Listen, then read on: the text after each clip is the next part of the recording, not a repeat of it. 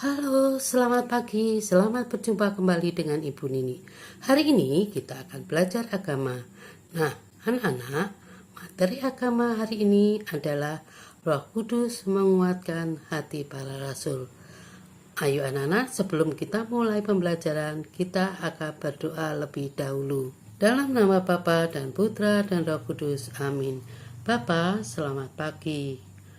Bapa, kami mengucapkan syukur atas segala rahmat, sehingga kami semua dapat mengadakan pembelajaran bersama meskipun melalui daring.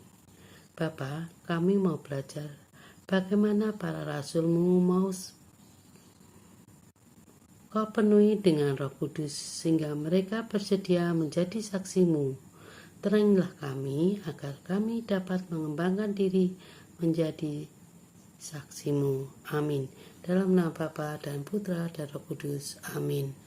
Anak-anak, situasi setelah Yesus wafat, yaitu para murid menjadi putus asa dan kembali ke kampung mereka masing-masing. Namun, setelah mendengar Yesus bangkit, mereka mulai semangat lagi. Mereka menantikan janji Yesus yang akan melengkapi mereka dengan kekuatan dari yang maha tinggi, yaitu Roh Kudus. Anak-anak, hari ini kita akan belajar mengenai Roh Kudus menguatkan hati para rasul. Anak-anak, pembelajaran hari ini kita akan mendalami beberapa kutipan kitab suci.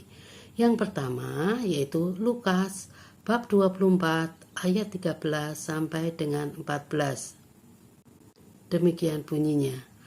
Pada hari itu juga, murid Yesus pergi ke sebuah kampung yang bernama Emmaus, yang terletak kira-kira 7 mil jauhnya dari Yerusalem. Dan mereka bercakap-cakap segala sesuatu yang telah terjadi. Bacaan yang kedua yaitu diambil dari Yohanes 20 ayat 19.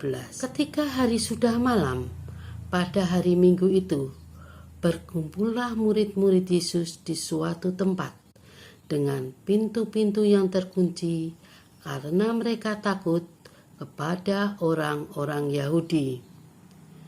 Pada waktu itu datanglah Yesus dan berdiri di tengah-tengah mereka dan berkata, "Damai sejahtera bagimu."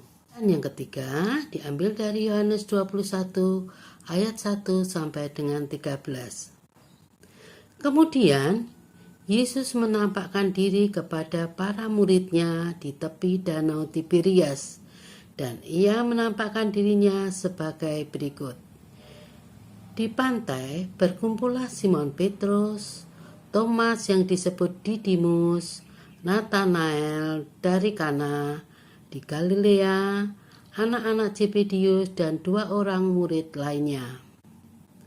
Kata Simon Petrus kepada mereka, "Aku pergi menangkap ikan."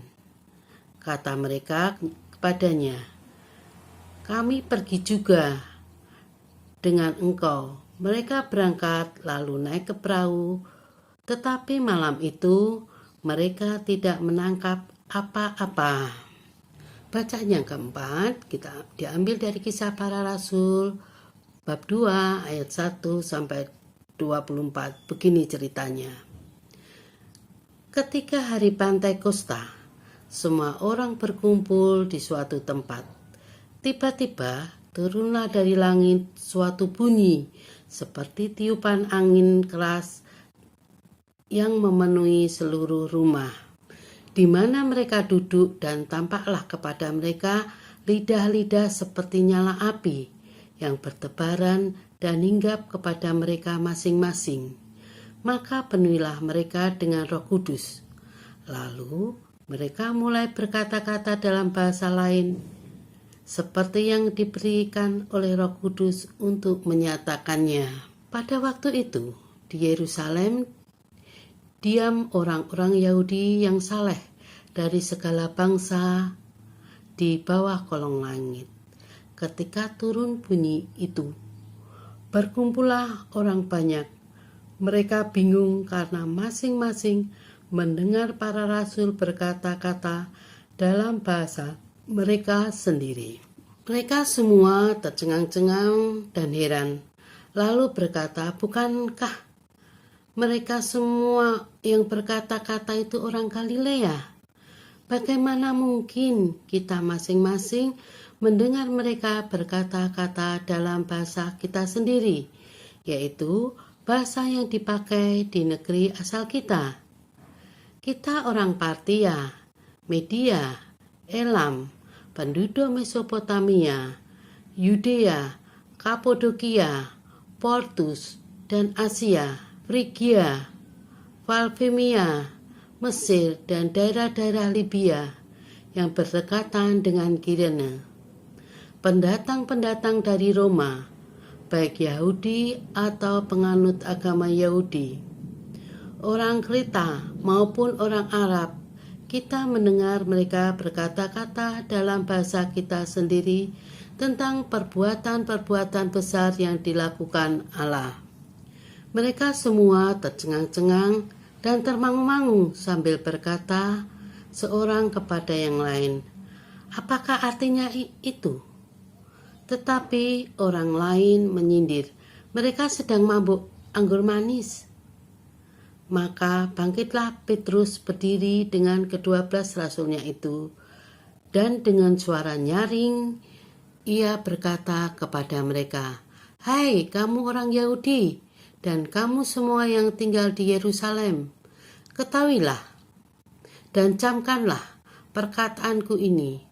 Orang-orang ini tidak mabuk seperti yang kamu sangka, karena hari ini baru pukul 9. Nah anak-anak, demikian materi yang Ibu sampaikan hari ini. Pelajaran hari ini kita tutup dengan doa penutup.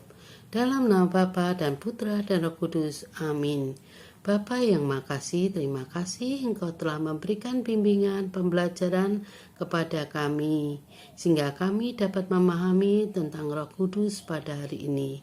Terima kasih banyak Tuhan. Amin. Dalam nama Bapa dan Putra dan Roh Kudus. Amin.